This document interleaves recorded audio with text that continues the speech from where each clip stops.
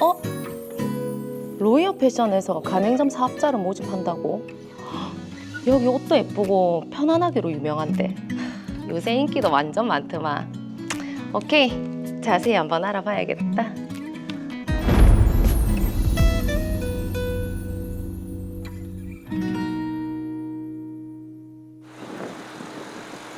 저희 로이어 패션과 함께 하신다고 하니 환영입니다. 감사합니다. 저도 평소에 여기 옷 많이 구매했었거든요. 네, 저희와 가맹 계약 체결하신 거 후회는 없으실 거예요. 요즘 셀럽들이 저희 옷 많이 입으시고 브랜드 인지도도 꽤 늘었고요. 그렇더라고요. 우선 가맹 계약서입니다. 네. 계약 기간은 1년으로 하고 계약 만료일 1개월 전까지 가맹본부와 채용지 사업자님 중 어느 일방이 서면에 의한 해지 표시가 없을 경우 본 계약은 동일한 조건으로 1년씩 자동으로 갱신됩니다. 네. 본부가 채용지님의 사업장에 대해 경쟁력이 취약하다고 판단되어 판매 사업장에 이전을 원할 시 채용지님은 본부의 동의를 얻어 이를 성실히 이행해야 합니다. 네. 계약서 쭉 읽어보시고 설명해 주세요. 알겠습니다.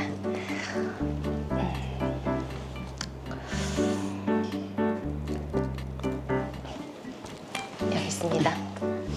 잘 부탁드립니다. 저야말로 잘 부탁드리겠습니다. 그렇게 전 로이어 패션과 가맹 계약을 체결했습니다. 제가 가맹 계약을 체결하기 전 다른 가맹 사업자가 매장을 운영하고 있었고 저는 권리금 1억 3,500만 원을 전 가맹 사업자에게 지급하고 해당 매장을 인수받았습니다. 이거 요새 잘 나가는 스타일인데 손님한테 엄청 잘 어울리는데요? 네, 한번 대보세요. 저는 최선을 다해 사업장을 운영했고 계약 기간을 2번 갱신하면서 쭉 사업을 이어왔습니다.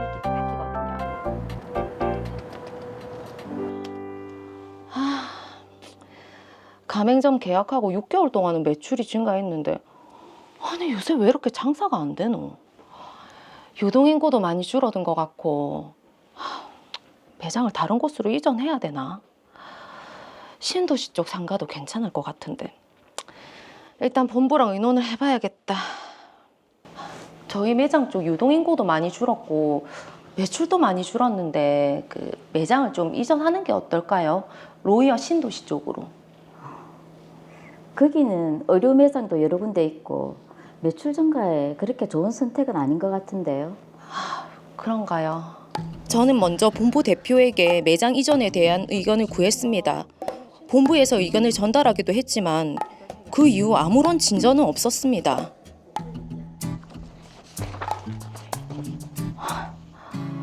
판매 부진으로 부득이하게 매장 환경 개선을 통한 매출 신장을 유도하는 것이 최선이라고. 2025년 4월 20일까지 매장 확정 및 이전 계획을 본부에 통보해 줄 것을 요청한다. 아니 내가 의견 내는 거 다 별로라 하더만. 아니 오늘 1일인데 20일까지 어째란 말인데. 만약 위 기한까지 매장 확장 및 이전에 관한 명확한 개선책을 제시하지 못할 경우 해당 매장에 대한 가맹점 운영권이 자동 상실되고 제3자를 통해 매장 확장 및 이전을 추진할 수밖에 없고 가맹 계약은 자동적으로 종료된다고? 이거 어째야 되노 진짜. 저는 어떻게 해야 될지 결정을 내리지 못했고 내용 증명에 대해 반드시 답변을 해야 될 의무도 없었기에 본부 대표의 답변 요구에 대해 내용 증명을 발송하지 않았습니다. 뭐? 요구사항을 제대로 이행하지 않아 가맹점 운영권이 상실됐다고? 2025년 4월 30일까지 재고 상품 일체를 반납하라고? 아니 이게 무슨... 저는 본부의 요구를 수용할 수 없었지만 어차피 대표가 가맹점 운영권을 주지 않겠다고 고지한 이상 추가 제품을 공급하지 않을 거라 재고 상품 일체를 반납했습니다. 그러자 대표는 기다렸다는 듯이 제3자와 신규 가맹점 계약을 체결했습니다. 진짜 너무한 거 아닙니까? 이렇게 일방적으로 계약 해지하는 거 부당합니다. 저희는 분명 내용 증명을 보냈습니다. 최영지 씨가 이행을 하지 않았고요. 매장 이전에 대해서 제가 계속 의견을 구했는데 뭐 진전된 게 없었잖아요. 일방적으로 계약 해지 통보하고 이것 때문에 저는 제가 낸 권리금도 못 받았습니다. 그 권리금이랑 남은 계약 기간 동안 장사 못한 거 손해배상 청구하겠습니다. 참, 최영지 씨가 매장을 제대로 운영 못한 걸 왜 우리가 손해를 배상해야 합니까? 어디 해보세요. 예, 법대로 제대로 한번 따져볼게요.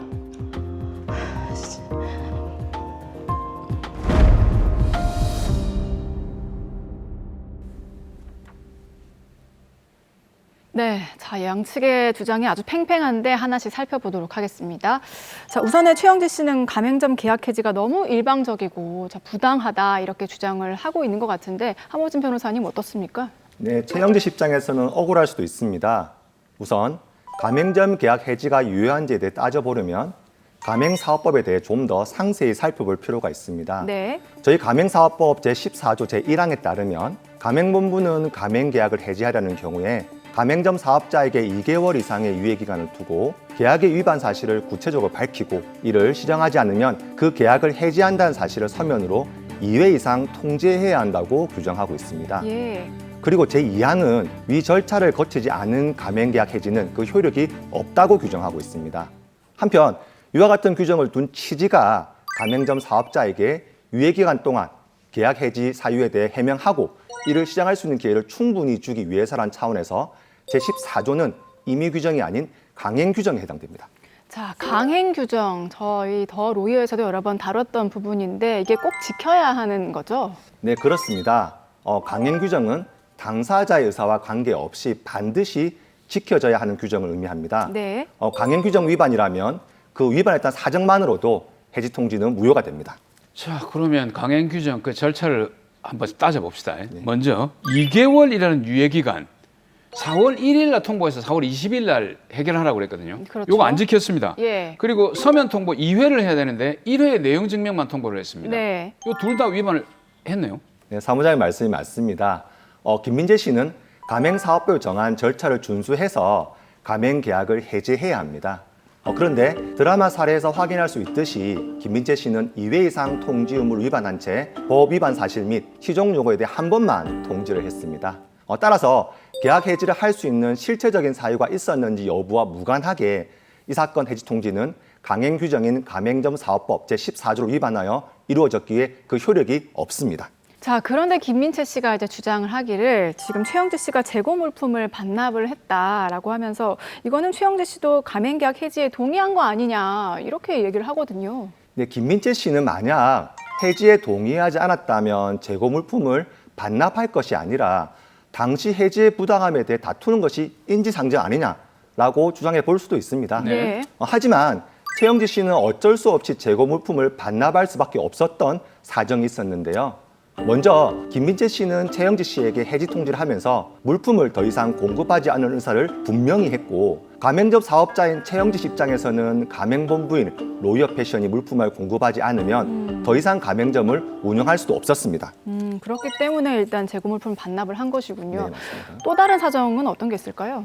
이 사건 가맹계약 제4조 2항을 살펴보면 최영지 씨는 로이어패션에게 재고 물품 반환 의무 등을 담보하기 위해 자기 소유 부동산의 근저당권을 설정했는데요. 예. 최영지 씨가 로이어패션의 재고 물품을 반납하지 않을 시에는 담보권이 실행될 염려가 있었다는 점을 감안한다면 최영지 씨는 어쩔 수 없이 재고 물품을 반납한 것일 뿐 실제로 김민채 씨 해지에 동의했다고 단정할 수는 없다고 보는 것이 타당하다고 생각됩니다. 네. 자, 그러면 일단 김민채 씨의 이 계약 해지는 가맹사업법을 위반했기 때문에 무효라는 겁니다. 네. 그러면 이제 최영지 씨가 이런 부당한 가맹점 계약 해지로 인해서 받은 손해, 이 손해배상을 청구할 수 있다라는 거 아니겠습니까? 네, 앞서 말씀드렸듯이 이 사건 가맹계약은 적법하게 해지되지 않았습니다. 그렇죠. 예. 그러므로 로이어패션은 가맹계약이 종료될 때까지 가맹계약에 따른 의무를 부담해야 하는데요. 하지만 로이어패션은 해지 통지를 통해 최영지 씨에게 가맹본부로서의 의무를 이행하지 않겠다는 의사를 분명히 했고 실제로도 물품 공급을 중단한 채 신규로 다른 가맹점 사업자와 가맹 계약까지 체결했다는 점에서 로이어패션은 최영지 씨에게 가맹계약 위반에 따른 손해배상 책임을 진다고 보아야 할 것입니다. 자, 그렇다면 손해배상 범위에 대해서도 저희가 한번 따져봐야 될 것 같은데. 그렇죠. 자, 지금 최영재 씨는 이제 이전에 가맹점 사업자에게 권리금을 줬습니다. 1억 3,500만 원을 지급을 했는데, 자, 그런데 부당한 지금 계약 해지를 당해서 권리금을 회수하지 못했다면서 권리금도 청구를 하겠다, 이런 입장이네요. 네, 맞습니다. 최영지 씨가 전 가맹점 사업자에게 사업장을 인수받으면서 권리금 명목으로 1억 3,500만 원을 지급한 사실은 인정됩니다. 예. 하지만 그와 같은 권리금이 가맹본부에게 지급된 것은 아니라는 점. 로이어 패션은 최영지 씨에게 일정한 기간 이상 이 사건 매장에서 영업을 할 수 있도록 보장한 사실이 없었고, 오히려 영업 실적이 나쁠 경우에는 사업장을 이전할 수 있다는 사실을 예정하고 있었다는 점. 최영지 씨로부터 이 사건 매장의 임차권을 양도하여 그 권리금의 일부를 양수할 수 있음에 불구하고 이와 같은 조치를 취하지 않은 점. 그리고 이 사건 매장의 권리금 상당의 유형, 무형의 재산적 가치가 없어서 최영지 씨가 권리금을 회수하지 못한 거라면 이는 최영지 씨에게 그 귀책 사유가 있다고 보아야 할 것임이 타당하다는 점에서 네. 이러한 사유 모두 종합해 본다면 최영지 씨의 권리금 상당의 청구는 인용되기 어렵다고 판단됩니다.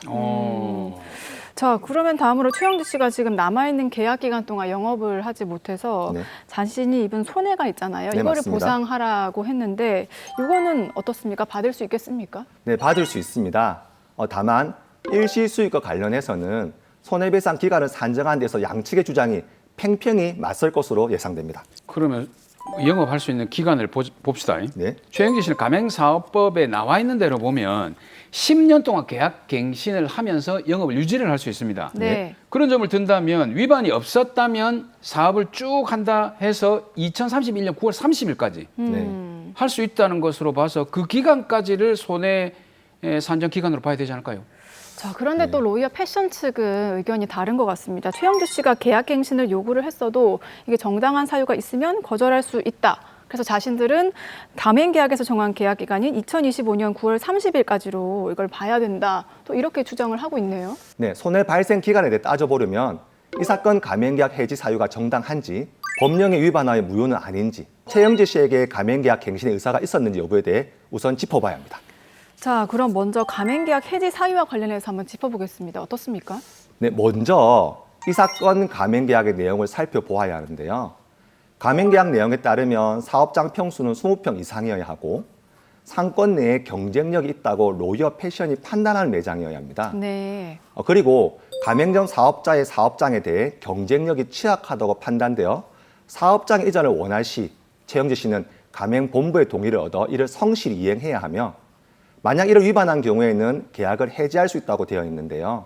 그런데 이 사건 매장은 약 18평에 불과했고 최영지 씨도 매장 면적 부족을 인식해서 김민채 씨에게 먼저 매장 이전에 관한 의사표시를 했다는 사실도 있었습니다. 예. 다만 김민채 씨가 검토해본 결과 이전이라는 지역은 매출 증가의 가능성이 없다고 판단하고 다른 지역을 추천했었는데요. 그런데 그 이후 최영지 씨는 적당한 임대 매장을 구할 수 없다는 이유를 들어 매장 이전을 위한 적극적인 행위를 하지 않았습니다. 네. 이러한 사정을 종합해 본다면 최영지 씨의 매장 이전 거부 행위는 이 사건 가맹계약이 정한 해지 사유에 해당된다고 판단됩니다. 그런데 지금 최영지 씨는 로이어 패션이 주장하는 그 해지 사유, 네, 그 해지 사유도 법에 위반된 것이기 때문에 근거가 없다. 네. 그래서 인정할 수 없다. 이렇게 얘기하고 있거든요. 네, 그렇습니다. 최영지 씨는 가맹계약상 해지 사유 규정이 가맹사업법 및 약관규제법을 위반했다는 입장입니다. 예, 우선 약관규제법과 관련하여 무효사를 살펴본다면 고객에게 불리한 조항인 여부는 그 약관 조항에 의하여 고객에게 생길 수 있는 불이익의 내용과 불이익의 발생의 개연성, 그리고 당사자 사이의 거래 과정에 미치는 영향, 관계 법령의 규정 등을 모두 종합적으로 판단해야 한다는 입장입니다. 한편 가맹사업법에 정한 가맹점 운영에 필요한 점포의 설비의 확보에 관한 가맹본부의 중요한 영업 방침을 가맹점 사업자가 지키지 않을 경우에 가맹본부는 가맹점 사업자의 계약갱신 요구를 거절할 수 있다고 규정하고 있는데요. 결국 경쟁력이 있는 매장을 확보하는 것은 로이어 패션뿐만 아니라 최영지 씨에게도 경제적 이익을 제공한다는 점을 고려한다면 이 사건 가맹계약 제8조 제3항 및 제18조 사항이 약관규제법에 따라 고객에게 불리한 조항으로 단정할 수는 없다고 판단됩니다. 네. 자, 그럼 마지막으로 최영지 씨에게 가맹 계약 갱신의 의사가 있었는지 여부인데 최영지 씨는 가맹 계약 갱신을 했을 거다라고 주장을 하고 있잖아요. 네, 그 부분을 제가 좀 더 구체적으로 살펴봤습니다. 예. 최영지 씨가 매장을 운영한 동안 월 평균 영업이익은 180만 원 수준이었습니다. 이에 최영지 씨는 매출과 영업이익을 올리기 위해 먼저 매장 이전에 대한 의견을 구하기도 했지만 결국 적당한 장소를 찾을 수 없었고 그 이후 가맹본부 최영지 씨에 대해 해지 통지를 비롯해 재고 물품 반납에 이르는 과정에서 최영지 씨가 김민채 씨에게 가맹계약 유지를 위한 적극적인 의사표시를 한 사실도 없었습니다. 그리고 최영지 씨는 가맹사업법에 따라 계약기간 만료 전 180일부터 90일까지 사이에 계약갱신을 요구할 수 있었음에도 불구하고 아무런 조치를 취하지 않았는데요. 예. 이러한 사정을 종합해보면 최영지 씨는 가맹계약을 갱신할 의사가 없었다고 보여지고 그와 같은 의사가 있었다고 하더라도 로이어 패션은 최영지 씨의 계약갱신 요구를 정당하게 거절할 수 있었다고 보여집니다. 네. 따라서 계약갱신 기간까지를 포함한 최영지 손해배상 청구는 인용되기 어렵다고 판단됩니다. 야, 어쨌든 실체적으로 계약 해지 사유는 존재하지만 절차적으로 문제가 있다. 이렇게 종합이 될 것 같은데. 네, 맞습니다. 그렇다면 결론적으로 손해배상액이 얼마나 될까요? 네, 앞서 말씀드렸듯이 계약갱신이 불가한 이상 이 사건 가맹계약은 원칙대로 2025년 9월 30일에 종료된다고 보아야 할 것입니다. 그러므로 최영지 씨는 2025년 9월 30일까지 일시 수익에 대해서만 그 배상을 구할 수 있다고 판단되는데요. 결국 일시 수익으로 월 평균 영업이익 180만 원에서 5개월을 곱하면 손해배상액인 900만 원만 인정될 것으로 예상됩니다. 네, 가맹 계약 분쟁 살펴봤습니다. 마지막으로 이 사건 정리를 해보겠습니다. 변호사님. 네, 우리 주변에서 흔히 다뤄지는 프랜차이즈 계약이 바로 가맹 계약을 의미합니다. 사업을 막 시작하러 가는 분들의 입장에서는 개별적인 운영보다는 가맹본부로부터 체계적인 영업 방식과 전문성을 습득할 수 있다면 실패할 확률을 줄일 수 있다는 생각에 프랜차이즈 방식으로 운영하는 분들이 계속해서 늘어나고 있습니다. 그리고 이에 따라 가맹본부와 가맹점 사업자 간 법적 분쟁 또한 지속적으로 증가하고 있는 추세입니다. 하지만 가맹계약은 복잡하고 다양한 법률적 이슈를 내포하고 있는데요. 그런 만큼 법적 분쟁이 발생할 경우에 개인적으로 섣불리 문제를 해결하려고 나서기보다는 사전에 반드시 법률 전문가의 도움을 받아 대처하시기 바랍니다.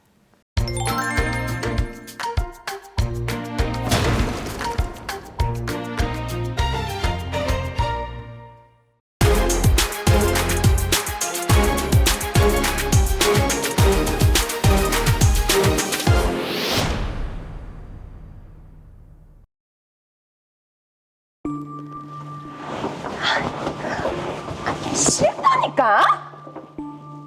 아버지 마지막 가시는 길이다. 자식으로서 도리는 다 해라. 아빠가 내한테 해준 게 없는데 내가 왜 그래야 되는데? 왜 도와준 게 없어? 어? 아버지가 네 남편 병원 개원할 때 도와주셨잖아. 아, 쥐꼬리만큼 도와준 그거? 오빠는 미국 이민 갈 때 이민자금 싹 다 해줬잖아. 둘째 오빠도 오피스텔 건물 줬잖아. 나만 찬밥이지, 나만. 그래 다혜야, 네가 섭섭한 건 알겠는데 아버지 마지막 가시는 길 편하게 보내드려야 되지 않겠나. 최서방도 오라고 하고. 됐어요. 번거롭게 무슨. 밥이나 먹고 갈게요. 여기 밥 한번 사주세요.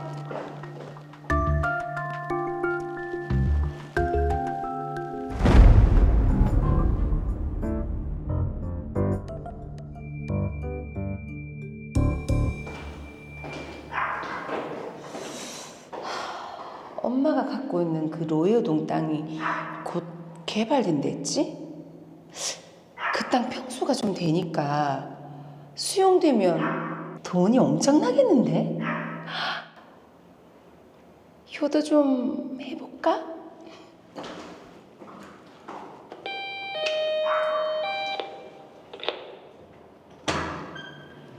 엄마, 나왔어요. 아이고, 네가 어쩐 일로? 딸이 엄마 집에 오는데 이유가 있나? 자, 선물. 엄마 그릇 좋아하잖아. 내가 애땡이 한정판 나왔다 해서 얼른 가서 하나 집어왔지. 웬일로 엄마 생각을 다 하고. 아유, 참. 아, 내가 표현을 못해서 그렇지 마음은 늘 갖고 있지. 아빠도 이제 가시고 엄마 혼자 쓸쓸하잖아. 이제 내가 자주 와서 딸 노릇 좀 할게요. 그래. 여튼 뭐 고맙다 그래. 들어가자.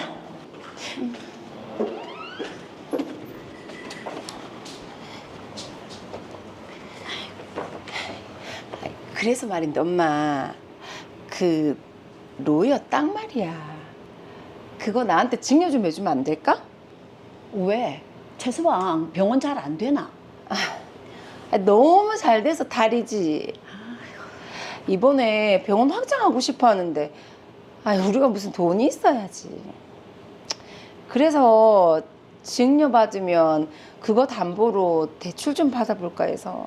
아이고 야야 그건 안 된다. 그 땅은 네 큰오빠랑 니랑 반씩 나눠줄 기다. 오빠가 땅 증여받을 상황이 되면 그때 내가 절반 돌려줄게요. 오빠 지금 이혼 소송 중이라며. 일단은 나한테 먼저 증여 좀 해주세요. 네? 엄마 내가 잘 모실게. 올해 9수인 거 알지? 좋지 않아. 1년 안에 명이 끊어질 수도 있겠어. 내가 죽으면 로이오동 땅을 상속받을 낀데 일준이 내외는 이혼할 거라고 하고, 그럼 우리 일준이가 땅을 받으면 그 여우 같은 것이 재산 분할을 가져갈까 아이가? 그건 안 되지. 안 돼. 절대로 안 된다. 다혜야 이리 좀 와봐라. 엄마. 왜? 땅 줄라고? 그래, 니한테 정리할게. 대신 큰오빠 이혼 문제 해결되고 증여받을 수 있는 상황이 되면 큰오빠한테 토지 절반 아니면 그만큼의 돈을 줘야 한다. 약속할 수 있지? 당연하지 엄마. 그래, 그럼 로이오동 땅 니한테 정리할게. 고마워요. 너무 고마워. 엄마, 땅 서류는 다 됐는데 증여세를 내야 된다네. 우리 공사 중이라 돈이 없는데 엄마가 좀 빌려주면 안 되나? 그래.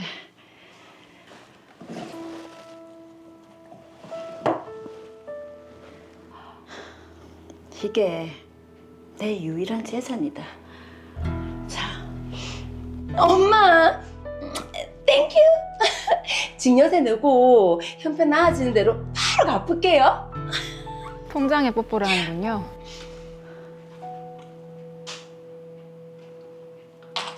엄마, 이제 이런 거 잘 안 하지? 필요도 없잖아. 이거 내가 가져가서 좀 쓰고 갖다 줄게요. 아유, 어차피 나중에 다 내물려줄 거잖아. 어? 엄마, 그럼 나 갈게요. 잘못 키웠어요.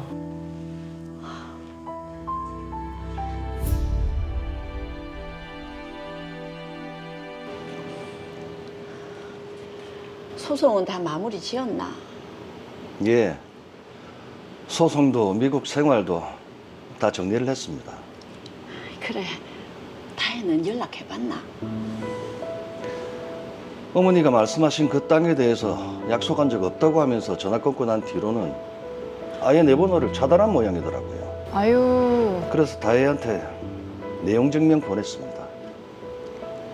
그래, 잘했다.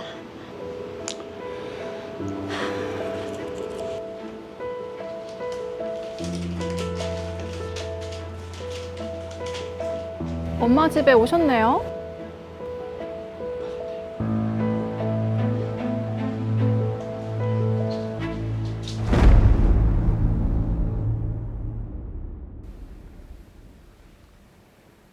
엄마 오일남 씨의 그 9수는 아마도 이 딸의 배신 그렇죠. 이런 상황이었던 것 같습니다. 네. 자, 지금 말로 풀 수 있는 사건이 아니라 법적인 해결이 필요해 보이는데요. 자, 이승훈 변호사님, 지금 김다혜 씨와 오일남 씨는 부모 자식 관계인데 이런 경우에도 범죄가 성립되나요? 오빠에게 땅을 돌려줄 마음도 없으면서 엄마를 기망하여 로이어동 땅을 모두 증여받은 경우 사기죄의 성립을 고려해 볼 수 있습니다. 자, 그럼 가족 간의 사규죄도 처벌이 됩니까? 우리 형법 제328조 제1항은 직계 혈족, 배우자, 동거 친족, 동거 가족 또는 그 배우자 간에 발생한 재산죄, 즉 절도, 사기, 공갈, 횡령, 배임 등의 죄의 경우에는 그 형을 면제한다고 규정하고 있습니다. 따라서 이전에는 부모 자식 사이에 사기죄를 범하더라도 처벌할 수 없었습니다. 이를 친족 상도례라고 하는데요. 예. 그러나 작년 6월 27일 헌법재판소는 형법 제328조 제1항이 헌법에 합치하지 않는다고 판단하면서 그 적용을 중지한다는 결정을 하였습니다. 이제는 부모 자식 사이에 발생한 절도죄나 사기죄도 처벌을 받을 수 있습니다. 그렇죠. 남의 재산을 정당하게 취득하지 않으면 당연히 처벌을 받아야 됩니다. 근데 이게 지금 그 아까 내용 증명이 김다혜 씨한테 갔다고 했잖아요. 그 내용 증명 안에는 어떤 내용이 들어 있습니까? 오빠인 김일준 씨의 이혼 문제도 해결되었고 이제 로이어동 땅을 증여받을 상황이 되었으니 오빠인 김일준 씨에게 로이어동 땅 절반의 소유권을 이전해 줄 것과 어머니에게 증여세 납부 명목으로 빌려간 돈을 변제하라는 내용이었습니다. 맞습니다. 엄마 오일남 씨는 원래 그 땅의 반을 장남이 일준 씨에게 줄 계획이었는데 자, 일준 씨의 가정사 문제 때문에 이걸 미뤘었고요. 또 김다혜 씨에게 줄 때도 오빠의 이혼 문제가 정리가 되면 이걸 반으로 나누라라는 그 조건을 걸고 증여를 했는데 자, 그럼 이거부터 좀 돌려받아야 되겠네요.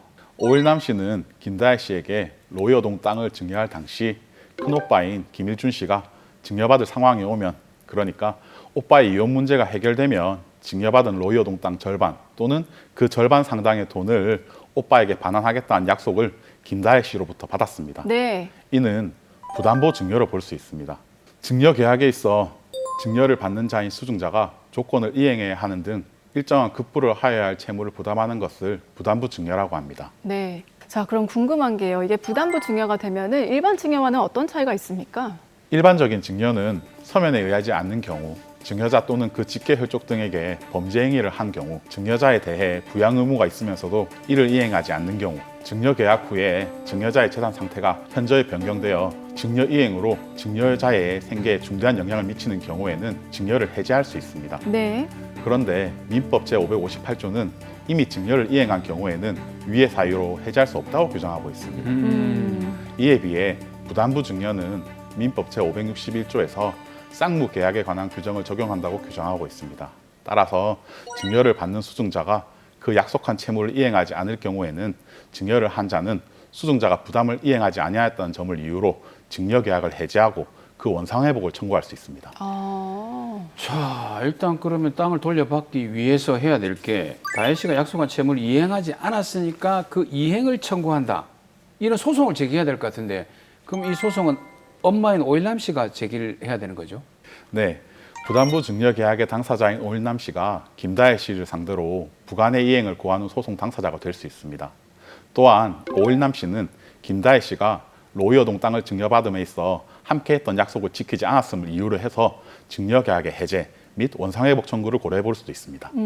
자, 그런데 지금 엄마 오일남 씨가 어떻게 뭐 계약서에 적어 놓은 게 아니라 구두로만 그런 상황들을 내건 상황으로 보이는데 어떻습니까?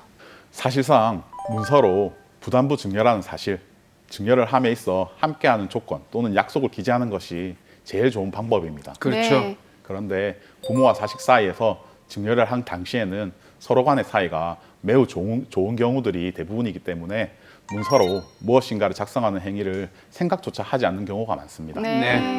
만약 오일남 씨에게 이러한 부담부 증여라는 사실이 기재된 문서가 존재하지 않는다면 그 정황상 증거들을 찾을 수밖에 없습니다.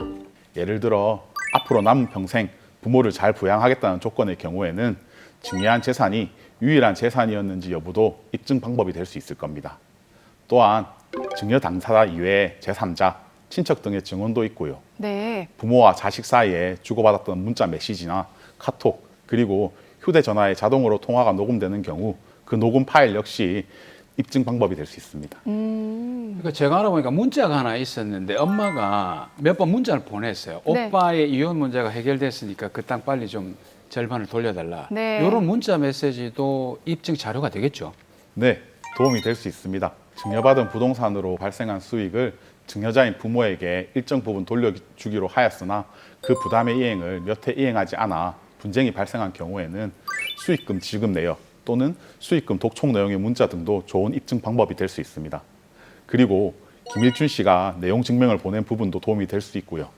하지만 문서로 부담부 증여라는 사실을 작성해 놓는 것보다 좋은 방법은 없다고 생각됩니다. 자, 그리고 지금 김다혜 씨가 또 이 증여세를 내야 된다고 하면서 엄마의 통장과 또 폐물들을 들고 갔고 이후에 변제를 한 사실이 없다고 합니다. 이 부분도 돌려받아야 되지 않겠습니까? 맞습니다. 하지만 부모와 자식 사이에 돈이 오고 간 사실만으로는 그 돈을 빌려주었다고 보기 힘든 경우가 매우 많습니다. 그렇죠. 일단 부모와 자식 사이에 있었던 돈 거래에 차용증 등 문서가 없다면 단순 증여로 보는 경우가 대부분입니다. 돈을 빌릴 당시 돈을 빌려달라고 하는 내용 또는 돈을 빌려간 이후 변제를 독촉하거나 언제까지 변제하겠다는 내용의 문자 메시지나 통화 녹음 파일, 돈을 빌려준 부모의 재산 상황 등도 돈을 빌려주었다는 사실에 대한 입증 방법이 될 수 있습니다. 하지만 앞서 말씀드린 바와 같이 부모와 자식 사이의 분쟁 예방을 위해서라도 돈을 얼마 빌려주었고 언제까지 갚겠다는 내용이 간단히 기재된 문서 등을 남겨두시는 게 가장 좋은 방법입니다만 현실적으로는 쉽지 않을 겁니다.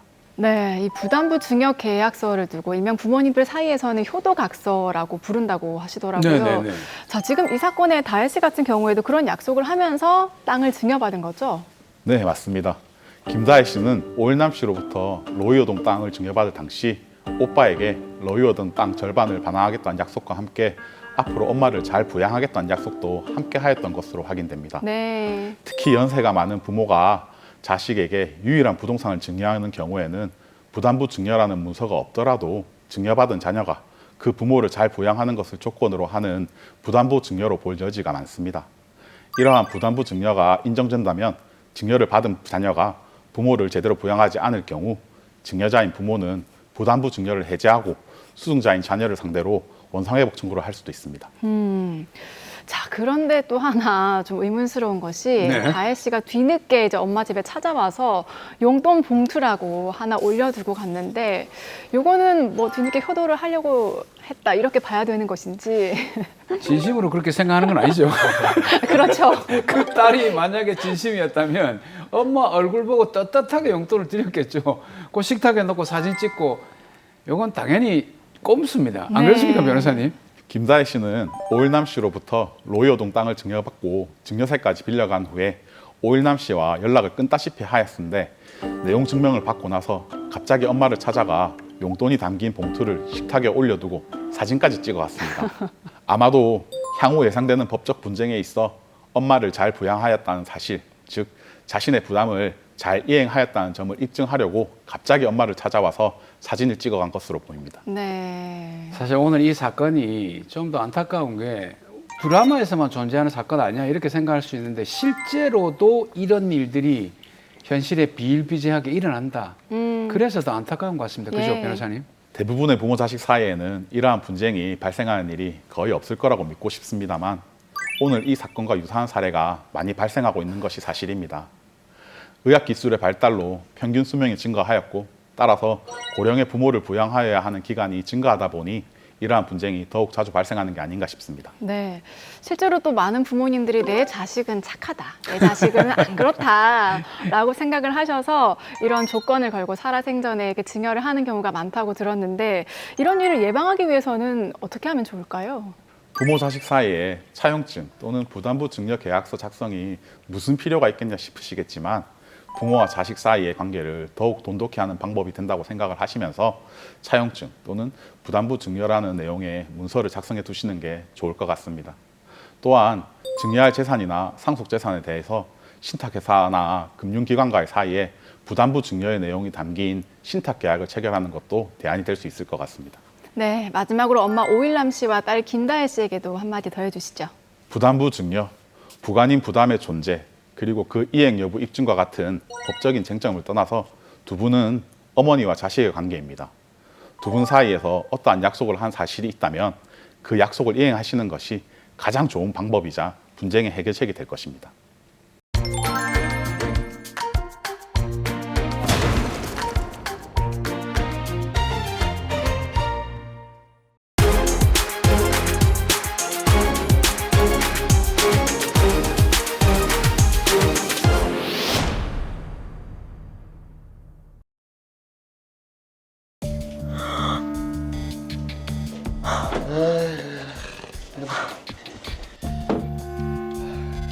당신 이거 못돼? 뭐가?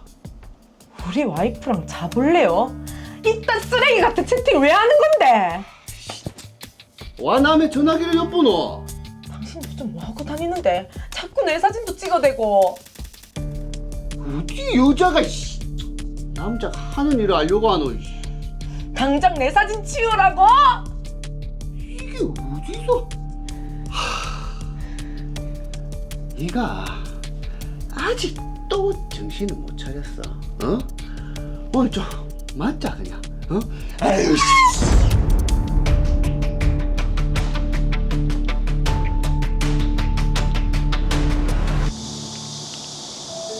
남편의 가정폭력을 견디다 못한 저는 경찰에 남편을 신고했고 이혼을 결심했습니다. 우리 지영이 새 어린이집 어때? 선생님도 좋고 친구들이랑 노는 것도 재미있어요. 진짜 너무 다행이다. 아 맞다. 이따가 하원할 때 외할머니가 데리러 오실 거야. 알지? 네. 근데 엄마, 아빠는? 아빠는 출장이 좀 길어져서 나중에 오실 거야. 네. 우리 지영이 잘 다녀와. 네. 엄마 다녀오겠습니다. 귀엽네요.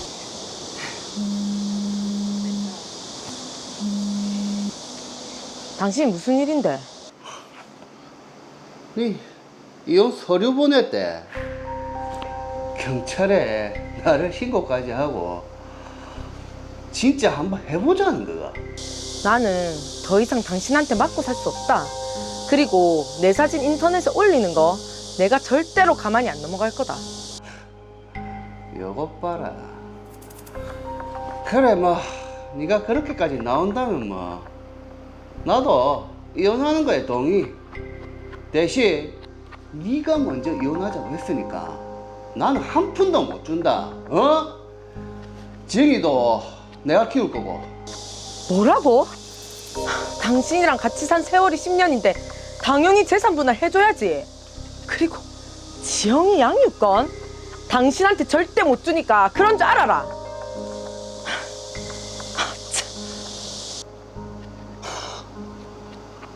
이렇게 나오시겠다. 어차피 재산은 다 내 명의로 돼 있으니까 아무 문제 없을 거고.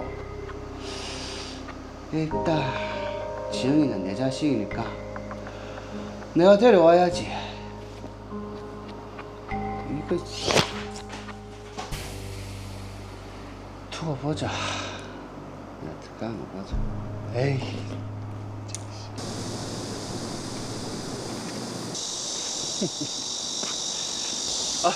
안녕하세요.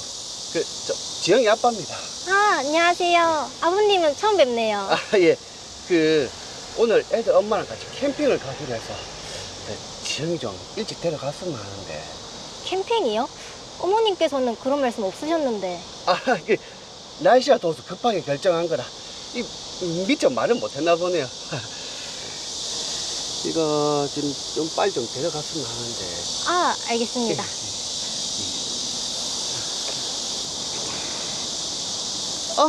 지영아.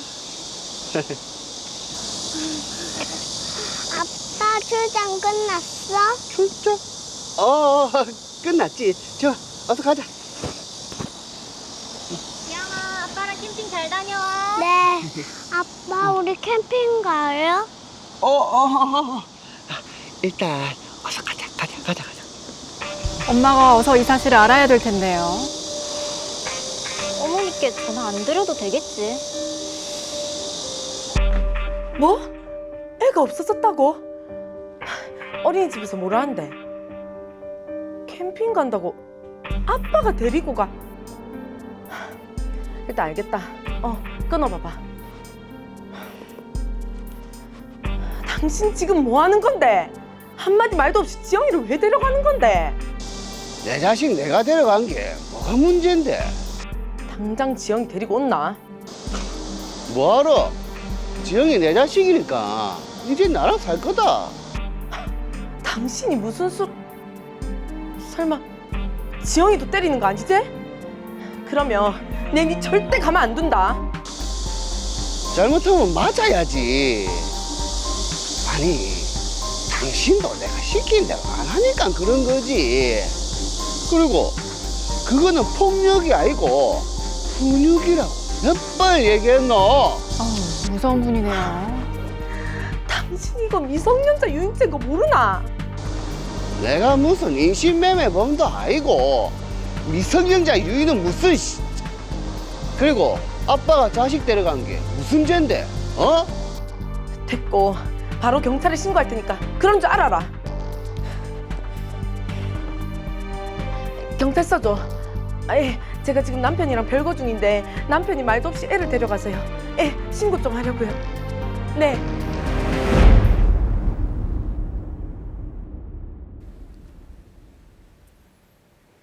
네, 정말 빠른 해결이 필요할 것 같습니다. 박보영 변호사님, 자, 우선은 미희 씨가 가정폭력을 겪다 못해서 지금 이혼을 결심한 그런 상황이네요. 예, 그렇습니다. 정미희 씨는 김정명 씨와의 10년간의 혼인 기간 동안 지속적으로 폭행, 폭언 등 가정폭력을 당해오다가 도저히 참을 수 없어 이혼을 결심하고 별거를 하고 있는 상황에서 이혼 소송 중입니다. 네. 제가 여러 번 방송을 통해 말씀드렸지만 가정폭력은 처음 발생했을 때 경찰에 신고하지 않으면 점점 더 심각해지는 경우가 많은데 이 사건 역시 오랜 기간 동안 반복적으로 가정폭력이 있었던 케이스입니다. 그러게요. 가정폭력이라는 게 아직도 공공연하게 이루어진다고 변호사님께서 늘 말씀을 하셨는데 실제로 이런 가정폭력으로 이혼을 하는 경우가 많이 있죠. 전체 이혼 사건 중 가정폭력이 주된 유책 사유가 되는 경우가 15% 정도 된다는 추정치가 있습니다. 와. 또한 경찰청이 공개한 2024년 가정폭력으로 신고된 사건 수가 23만 6,647건에 이른다고 합니다. 이 개수는 피해자가 직접 경찰에 신고한 사건 수로 실제 발생했지만 신고하지 않은 수까지 고려하면 아직도 가정폭력은 만연하다고 봅니다. 네. 그리고 이러한 가정폭력은 가해자의 유책 사유에 명백히 해당하고 이혼 사유가 되기 때문에 피해자는 가해자를 상대로 이혼 청구를 할 수 있습니다. 자, 그리고 지금 드라마를 보면요. 남편인 김정명 씨가 아내 사진을 SNS에 올리고 뭔가 좀 이상한 의도로 사용을 한 것 같은데 이것도 처벌을 받아야겠죠? 네, 당연히 처벌됩니다. 김정명 씨는 정미희 씨의 동의 없이 신체를 촬영한 사진 수백 장을 SNS를 통해 유포하고 정미희 씨의 성적 수치심을 유발할 만한 내용을 게재했습니다. 예. 이러한 행위는 성폭력처벌법 제14조 카메라 등을 이용한 촬영 및 유포에 해당하고 7년 이하의 징역 또는 5천만 원 이하의 벌금에 처해질 수 있으며 촬영 당시 동의를 받았다고 하더라도 사후에 의사에 반하여 반포하는 등 경우에도 같은 형으로 처벌될 수 있고 상습성이 인정되면 2분의 1까지 가중처벌됩니다. 네. 정말 이혼을 위한 증거 자료는 차고도 넘치는 그런 사정인데 근데 남편 김정명 씨는 그래 좋아 이혼은 오케이 그런데 재산도 한 푼도 못 주겠다 양육권도 다 내가 가지겠다 네. 이렇게 주장을 하고 있어요. 이게 가능한 일입니까? 김정명 씨의 가정폭력이나 성폭력처벌법 위반 행위는 정미희 씨가 재판상 이혼 시 주장할 수 있는 유책사유에 해당하고 이는 위자료와 연결됩니다. 이와 별개로 재산분할은 혼인 기간 동안 형성되거나 유지된 부부 공동재산을 각자의 기여도를 참작하여 분배하는 것으로 유책사유와는 무관하며 그 명의가 배우자 중 일방으로 되어 있다고 하더라도 명의와 상관없이 각자 기여도에 따라 재산 분할을 받을 수 있습니다. 네. 그리고 양육권은 부모의 의견보다 미성년자인 사건 본인의 정상적인 성장과 공리를 중시하여 법원에서 양육자를 결정하고 있는데 그 과정에서 김정명 씨의 폭력성과 변태적인 성적 지향 등이 법원에 소명된다면 양육권 역시 정미희 씨가 가지게 될 가능성이 매우 높아 보입니다. 네, 다행입니다. 또 이 미희 씨의 말처럼 김정명 씨의 그 성향상 딸한테도 폭력을 가할 수 있는 또 가능성이 있기 때문에 자, 그래서 미희 씨가 양육권만은 끝까지 내가 갖고 오겠다라는 그런 입장이거든요. 네. 김정명 씨의 폭력성과 성적 취향은 일반적인 상식 수준을 상당히 벗어나는 것으로 보입니다. 드라마 대화에서 보더라도 김정명 씨는 정미 씨가 지영이도 때리는 것은 아니지라고 할 때 잘못했으면 맞아야지, 말 안 들으면 훈육을 해야지라고 본인을 정당화하고 있는데요.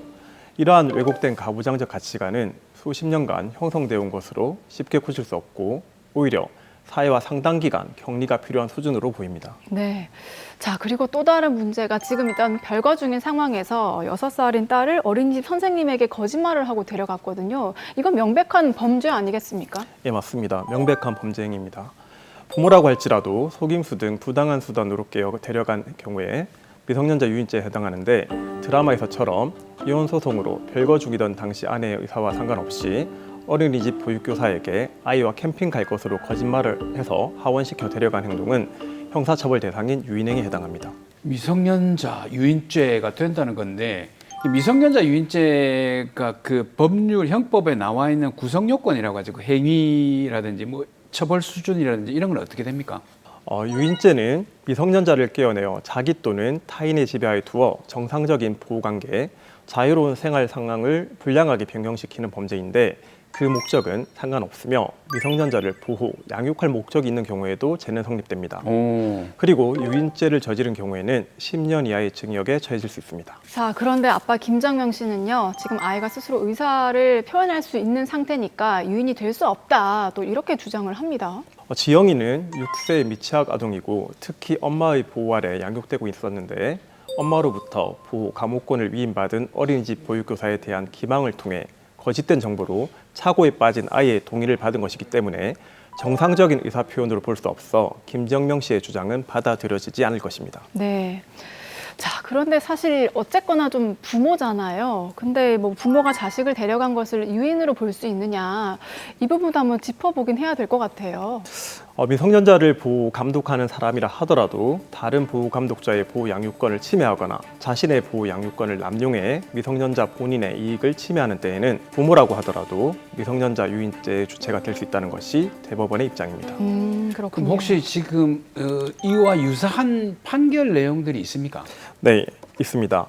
이와 유사한 사례에서 대법원은 부모가 이혼했거나 별거하는 상황에서 미성년자 자녀를 부모의 일방이 평온하게 보호 양육하고 있는데 상대방 부모가 기망 또는 유혹을 수단으로 해 미성년자나 보호 감독자를 깨어 자녀를 자기 또는 제3자의 사실상 지배하에 옮긴 경우 특별한 사정이 없으면 미성년자에 대한 유인죄를 구성한다고 판단하여 실형을 선고한 원심을 확정한 판례가 있습니다. 근데 저는 궁금한 게요. 변호사님께서 실제로 이런 이혼 소송을 진행을 하다 보면 이런 경우들이 많이 있나요? 네, 안타깝게도 굉장히 많은데요. 아, 그래요? 네, 실제 이혼 소송 과정에서 부부가 별거 중에 일방 배우자가 자녀들을 임시 양육하고 있는 경우에 상대방 배우자가 판결에서 양육권을 가져오기 위한 일환으로 또는 일방 배우자를 괴롭힐 목적 등으로 일방 배우자와 자녀 의사에 반하여 자녀를 데려오는 경우가 상당히 많습니다. 심지어 일방적으로 데려온 후에 자녀와의 연락을 두절시키거나 잠적하는 경우까지 있어 배우자는 속이 시커멓게 타고 이 과정에서 아이들은 심각한 정신적 충격을 받아 고통을 호소하는 사례가 적지 않아 안타까울 때가 굉장히 많습니다. 그렇지. 이혼을 하는 건 지금 어른들의 문제인데 그 문제를 지금 아이들에게까지 전가하는 그런 상황이거든요. 네. 그 과정에서 좀 아이들이 상처를 받지 않도록 해야 되겠다라는 그런 생각이 좀 다시 한번 드네요. 네, 제가 16년 동안 이혼 사건을 수백 건 이상 담당해오면서 항상 의뢰인들에게 하는 말인데요. 아무런 잘못 없는 아이들은 선택권 없이 부모의 결정에 따라 한부모 가정에서 양육되는 그 자체로 상처를 입게 됩니다. 아이들은 입이 없어 말을 하지 않는 것이 아니라 자신들의 의견을 내는 순간 그로 인해 아픔을 겪은 부모가 더 상처받을까 봐 입을 닫고 있는 것이지 아무렇지도 않은 것이 아님을 어른들은 알아야 합니다. 네. 성인이 되어 혼인한 부부 사이는 언제든지 깨질 수 있지만 천륜으로 맺어진 부모 자식 간의 인연은 생을 마감하더라도 이어집니다. 제발 아이들이 상처받지 않도록 모든 순간에 최소한 부모임을 잊지 않기 바랍니다. 네, 그리고 누구보다 또 긴 고통을 받고 계셨을 우리 미일 씨에게도 마지막으로 한마디 더 해주십시오. 네, 정미 씨, 갑작스러운 상황에 많이 당황하셨을 텐데 더욱 혼란스러운 지영이를 위해서라도 정신을 가다듬고 지금 상황을 냉정하게 처리하시기 바랍니다. 먼저 경찰에 김정명 씨를 미성년자 유인죄로 신고하고 이혼 사건이 진행 중인 법원에 사전 처분으로 유아인도 청구를 신청하시기 바랍니다. 그리고 SNS에 미애 씨의 신체 사진을 올리고 성적 수치심을 유발하는 문구를 기재한 화면을 캡처해서 증거로 삼아 성폭력처벌법 위반으로도 추가 고소하시기 바랍니다. 이러한 김정명 씨의 범죄 행위가 모두 유죄로 인정되어 그 자료를 이혼 사건 법원에 제출하신다면 충분한 위자료를 인정받을 수 있고 양육자와 친권자 지정에 있어서도 매우 유리한 자료가 될 것입니다.